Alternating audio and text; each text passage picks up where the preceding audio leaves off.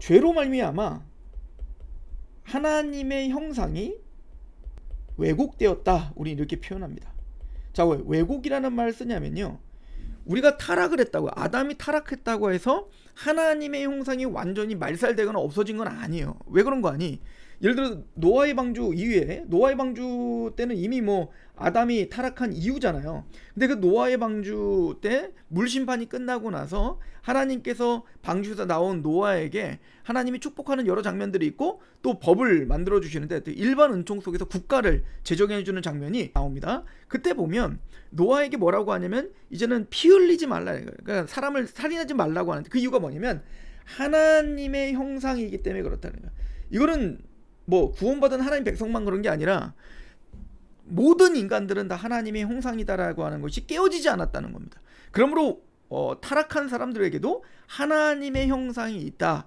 그런데 이 하나님의 형상이, 그래서 칼빈 같은 경우는 왜곡됐다라고 표현한 거야. 쉽게 말하면 고장났다 이거야.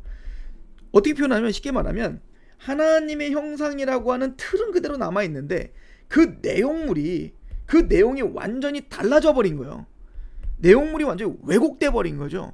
그것이 바로 죄로 말미암아 하나님의 형상, 즉 영적인 존재라는 것, 또 지정의를 갖고 있는 인격자른 존재라고 하는 것이 우리에게는 여전히 남아있지만, 그런데 영적인 존재로서 보이는 세계가 전부가 아니라 보이지 않는 하나님의 세계가 있다는 것을, 또 죽음 이후에 뭔가 있다는 것을 알고 있지만, 그들은 이제 하나님을 영화롭게 할 수 없고, 그들은 이제는 타락한 왜곡된 인간으로서는 하나님을 찬양하고 하나님을 알 수 없고 우상숭배자가 되었다. 이게 로마서 1장에 있는 얘기예요. 그럼 왜 그렇게 됐냐? 바로 하나님과 인간이 영적으로 소통하던 데가 끊어져 버린 거예요. 이것을 뭐라고 하냐면, 로마서 1장 18절에 보면 불의가 진리를 가로막고 있는 자들에 대하여 이렇게 말합니다. 불의는 뭐죠? 죄죠. 죄가 진리를 가로막고 있는 자들, 그러니까 하나님과 인간 사이를 불의가 가로막았다는 거예요. 하나님과 인간 사이 영적인 그 소통을 불의, 즉 죄가 가로막았다. 그래서 이사야서도 보면 죄가 하나님과 우리를 갈랐다 이렇게 표현한단 말입니다. 그리고 더 나아가서 다른 말로 표현하면 고린도후서 4장 4절에 보면 이 세상 신이 믿지 않는 자들의 마음을 혼미하게 하여 그리스도의 복음의 광채를 비치지 못하게 했다. 그러니까 불의, 죄가 진리를 가로막고 있고 그 진리신 그리스도의 복음의 광채를 가리고 있어요. 뭐가요? 죄와 이 세상 신은 누구죠? 바로 사탄을 말하는 겁니다. 즉 죄와 사탄의 노예로서 우리는 이제는 지배를 당하게 됐어요. 누가? 아담이 타락한 이후에 하나님과 인간 사이를 죄와 사탄이 끊어버렸다 라는 거예요.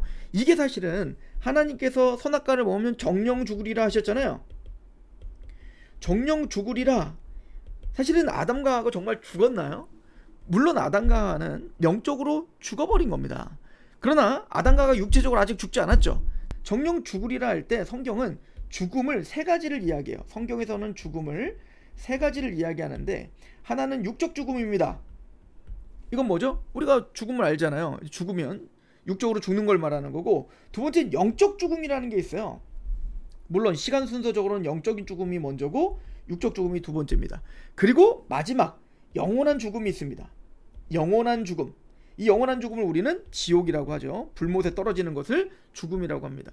그런데 성경은 죽음을 분리의 의미로 써요. 분리. 뭐가 분리되는 거죠. 예를 들어서 여러분들 육적 죽음은 뭐가 분리되는 거예요. 육적 죽음은 영혼과 육이 분리될 때 우리는 죽음이라고 이야기를 하는 겁니다. 그럼 영원한 죽음은 뭐냐? 영원한 죽음은 하나님의 자비와 하나님의 사랑과 하나님의 국률에서 영원히 분리가 되는 것을 우리는 영원한 죽음, 지옥이라고 하는 거. 더 이상 기회가 없는 거예요. 그럼 영적 죽음은 뭐냐? 바로 하나님과 인간이 영적으로 끊어져 버린 거예요. 뭘로? 죄와 사탄으로 말미암아. 이걸 이제 그래서 요한복음 8장에 보면 예수님이 뭐라고 하시냐면, 진리할 땐 진리가 너희를 자유케 한다. 그랬더니 우리는 한 번도 종된 적이 없소이다 라고 이제 유대인들이 막 뭐라고 하지 않습니까? 그때 예수님 뭐라고 하냐면 죄를 지면 이미 죄의 종이다. 즉 너는 뭐예요? 죄가 너희를 지배하고 있는 죄의 종이다 이거예요. 그랬더니 아니다, 우리는 아브라함의 자손이다. 그랬더니 이제 예수님 뭐라고 합니까? 아니다, 너희 아비는 마귀니라. 지금 예수님은 그 얘기를 하는 겁니다. 죄와 마귀의 지배 아래에 있는, 즉 우리는 죄 아래서 또 마귀 아래서 진리를 또 하나님의 복음을 하나님 계속 말씀하시지만 하나님은 죄와 사단의 권세로 가로막힌, 그럼 우리는 하나님을 알 수가 없는 거예요. 진리를 알 수가 없는 상태. 이 상태가 바로 영적 죽음의 상태예요. 즉 영적 죽음이라는 것은 바로 하나님과 인간이 영적으로 죄와 사탄의 권세로 인하여 끊어지고 분리된 상태, 이게 바로 영적 죽음의 상태다 이겁니다. 그러면 하나님과 인간이 영적으로 온전하게 연합되어 있고 소통하고 있었을 때에는 이 지정의, 이 인격이 제대로 돌아갔었단 말입니다. 하나님을 100% 알죠. 또 하나님을 사랑합니다. 그리고 하나님을 사랑하기 때문에 하나님의 말씀에 순종합니다. 이것을 우리는 뭐라고 하냐면 예배라고 하는 거예요. 즉 하나님을 믿음으로 하나님을 알고 하나님을 사랑하고 그래서 하나님 말씀에 순종하고 있는 것, 이게 바로 하나님께 드려지는 온전한 예배란 말입니다. 자, 그런데 우리가 죄와 사단의 권세로 우리가 하나님과 영적으로 끊어져 버렸단 말이에요. 그러면 이 지정의가 바르게 돌아가겠어요? 바르게 돌아갈 수가 없게 되겠죠. 그래서 제일 먼저 이 지식이 박살이 났어요. 그래서 하나님을 아는 지식이 없게 되고요. 또 정은 어떻게 될까요? 하나님을 사랑하지 않게 됩니다. 그러면 사람은 뭔가를 계속 사랑한다. 하나님 형상의 어떤 형상은 틀은 남아있다고 했잖아요. 감정은 있단 말이에요. 뭘 사랑해야 되는데 하나님 자리에 뭘 놓냐면 바로 나를 사랑하게 돼요. 그러니까 이제는 의지는 어떻게 될까요? 이제는 자기 욕심대로 행하게 되었다라고 이야기를 하는 겁니다. 그래서 하나님과 인간이 죄와 사단의 권세로 끊어진 상태를 이걸 뭐라고 한다? 영적 죽음의 상태다 이렇게 표현을 하고 있어요. 영적 죽음의 상태에서는 이 온전한 형상이 하나님을 모르고 하나님을 사랑하지 않고 이제 내 욕심대로 살아가는 존재가 되었다 이렇게 돼버린 겁니다. 이 이야기를 이제 에베소서는 우리에게 잘 이야기해주고 있습니다. 우리 에베소서 한번 2장 1절 한번 보시겠어요? 에베소서 2장 1절에 보면 허물과 죄로 죽었다. 이걸 뭐예요? 영적 죽음의 상태를 말하는 거예요. 즉 우리는 허물과 죄로 죽어 있었던 상태에서는 우리는 세상 풍조를 따랐다 이렇게 말해요. 세상 풍조를 따랐다.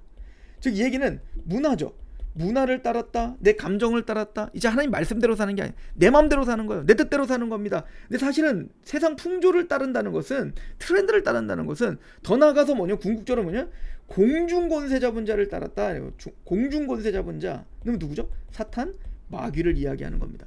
즉 세상 풍조를 따르고 공중권세 잡은 자를 따랐다는 것은, 즉 이제는 하나님의 말씀대로 사는 게 아니라 이제는 죄의 본성대로 사는 자가 되었다. 본질상 진노의 자녀들이 되었다. 자, 에베소 4장 17절을 보세요. 그러므로 내가 이것을 말하며 주 안에서 증언하노니 이제부터 너희는 이방인의 그 마음에 허망한 것으로 행한 것 같이 하지 마라. 그러니까 이방인을 믿지 않는 사람들처럼 세상의 원리대로 살지 마라. 그들은 마음에 허망한 상태에 있다. 허망하다. 그럼 뭐가 허망한 상태냐? 18절을 보시면 첫 번째, 그들의 총명이 어두워지고, 얘기 뭐죠? 지식이 박살난 거예요. 하나님을 아는 지식이 없습니다. 그들 가운데 있는 무지함과, 그래서 무지해졌어요. 그러니까 하나님을 아는 지식이 없으니 그 마음은 어떻게 됐을까요? 마음이 굳어짐으로 말미암아 이제는 하나님을 사랑하지 않아요. 하나님을 믿으십시오. 됐어. 그런 게 어딨어. 난 내 주먹을 믿어. 이렇게 말합니다. 그리고 이제 그 하나님을 사랑하는 자리에 누굴 넣어요? 자기 자신을 놓고 자기를 사랑한단 말이에요. 그러니까 어떻게 돼? 그로 말미암아 하나님의 생명에서 떠났다. 이 상태가 뭐다? 바로 영적 죽음의 상태다 이거예요. 그들이 감각 없는 자가 되어 자신을 방탕에 방임하여 모든 더러운 것을 어떻게 합니까? 욕심대로 행하였다라고 이야기를 합니다. 자, 정리를 해볼게요. 에베소서 4장 17절부터 보면 이방인의 허망한 것을 행하지 말라라고 말해요. 그럼 허망한 게 뭐냐? 첫 번째, 지식이 박살이 났죠. 어떻게? 총명이 어두워지고 그리고 무지해졌다 이거예요. 즉 하나님을 아는 지식이 없어졌어요. 그랬더니 그 마음은 어떻게 됐다? 마음은 굳어짐으로 강팍해진 거예요. 목이 곧았다. 하나님을 알고자 하는 마음이 없어요. 하나님을 사랑하는 마음이 없어요. 이제는 자기 자신만을 사랑해요. 이 상태를 뭐라고 해요? 생명에서 떠났다. 지금 뭐요? 영적 죽음의 상태다. 하나님 허물과제로 죽어서 또 불의가 진리를 가로막았다. 이 세상 신이 믿지 않는 자들의 마음을 혼미케 했다. 영적 죽음의 상태다. 그러니까 결론적으로 의지는 어떻게 되더라? 이제는 자기의 욕심대로 행하더라. 이기적인 존재가 되었다. 이기적인 존재가 되었다. 이게 바로 하나님의 형상이 왜곡되어 있는 거예요. 이제 행하는 것마다 죄가 되는 겁니다. 이제 생각하는 것마다 죄입니다. 왜? 하나님을 사랑하고 하나님 말씀대로 사는 게 아니라 이젠 자기 이기적인 욕망 가운데 이기적인 자신의 욕심에 끌려 사는 존재가 되었다. 이게 뭐냐면 하나님의 형상에 어떤 틀은 있어요. 영적인 존재고, 그래서 보이지는 세계가 아니라 보이지 않는 하나님과 신적인 존재를 두려워하는 존재들입니다. 인간들은 그래서 어디를 가나 예배를 드리죠. 어디를 가나 종교를 만듭니다. 그럼에도 불구하고 지식이 없어졌어요. 하나님 아는 지식이 없고 하나님을 사랑하지 않고, 그러므로 하나님의 말씀에 순종할 수 없고 이제는 자기 마음대로 자기 욕심대로 사는 존재가 되었다라고 이야기를 하고 있는 겁니다. 근데 이 푸세식 화장실에는 생물이 살아요. 그죠? 구데기들이 삽니다. 근데 여러분들 한번 생각해 보세요. 이 구데기가 두 가지 종류가 있는데, 밑에서 똥통 속에 살고 있는 구데기가 있고 가끔 이렇게 벽을 타고 올라오는 구데기들이 있다고 생각을 해보세요. 근데 이 벽을 타고 오는 구데기가 똥통 속에 있는 구데기들 보고 말하는 거예요. 이 더러운 놈들아, 니들은 너무 부패해서 너희들은 너무나 더러워, 이렇게 말한다면, 여러분들 우리 차원에서 본다면 여러분들 이 똥통 속에 사는 구데기는 더럽고 정말로 이렇게 벽을 타고 올라오는 구데기들은 깨끗해 보입니까? 의롭다 보입니까? 전혀 그렇지 않죠. 차라리 그냥 똥통 속에 살았으면 좋겠어요.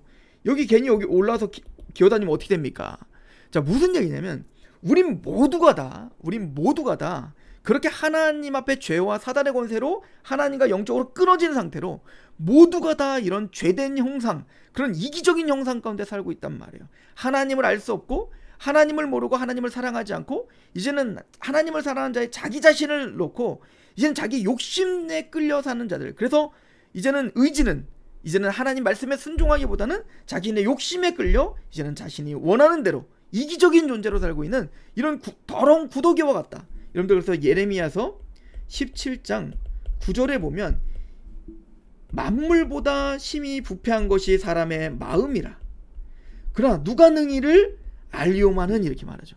만물보다 심히 부패한 게 사람의 마음이라. 그러나 누가 능히 이를 알리오마는. 죄의 삭은 사망입니다. 우리는 하나님의 온전한 형상으로 지음을 받았습니다.